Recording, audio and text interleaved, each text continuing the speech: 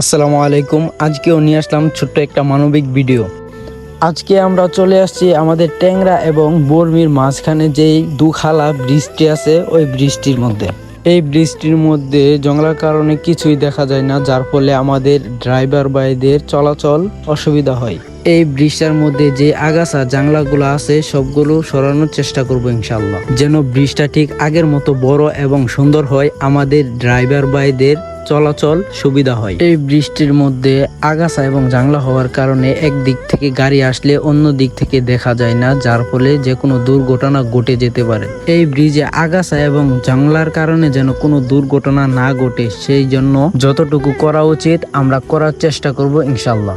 কাজটি করার আগে এখানকার এক মুরব্বীর কাছ থেকে অনুমতি নিয়ে সমস্ত প্রকার আগাছাগুলো ছাঁটাই করে দেওয়ার চেষ্টা করছি। এই ব্রিজটাতে এতটাই জাংলা হয়েছে যার ফলে এই ব্রিজটার যে সাইনবোর্ড ওইটা পর্যন্ত দেখা যায় না। রাস্তাটা যতটুকু ফাঁস ছিল আগাছাগুলো ছাঁটাই করে দেওয়ার পর আরো দ্বিগুণ ফাঁস হয়ে গেল, যার ফলে আমাদের ড্রাইভার ভাইরা কোনো প্রকার দুর্ঘটনার রিস্ক ছাড়াই সুন্দরভাবে যাতায়াত করতে পারতেছে। আগাছাগুলা পরিষ্কার করে দেওয়ার পর এক দিক থেকে অন্য দিকে গাড়ি আসলে সবকিছু খুব ক্লিয়ারলি ভাবে দেখা যায়, যার ফলে আমাদের ড্রাইভার ভাইরা আমাদেরকে মন থেকে দোয়া করে গেল। ভিডিওতে দেখতে যতটা সহজ, বাস্তবে ঠিক ততটা সহজ নয়। আমাদের এই কাজগুলা করতে প্রায় 1.5 থেকে 2 ঘন্টা সময় লাগছে, যার ফলে সন্ধ্যা নেমে আসছে।